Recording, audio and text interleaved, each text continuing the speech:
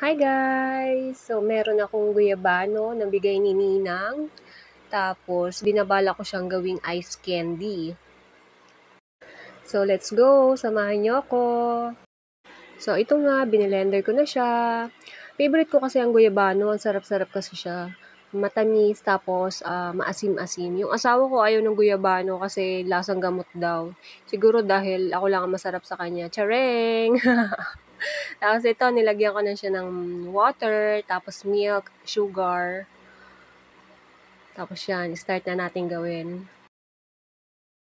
So, ito na nga, nag-start na akong magbalot ng ice candy. In fairness sa kanya sa daliri. Ang hirap niya kasing itali.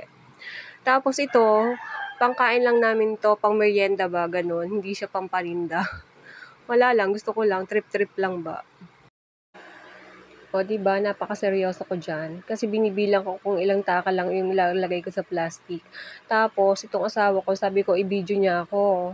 Aba, hindi mo lang ako tinulungan. Napaka-sweet talaga. Kaya yan, nagsariling sikap na lang ako mag-video para sa sarili ko. Kaya sabi ko sa kanya, humanda siya sa akin pag natapos ako dito. Charing lang! So, ito na nga, dami ko na nagawa. O, diba? White na white siya.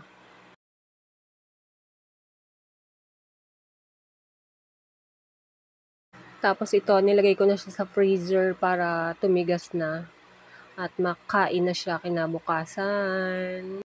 In fairness ang dami ko rin nagawa. Ang saya-saya. So, ito na guys. Ready na siyang kainin. Sarap niya guys. Yung pagka-ice niya, hindi siya yung buo-buo. Ang pino niya. So, happy tummy na naman!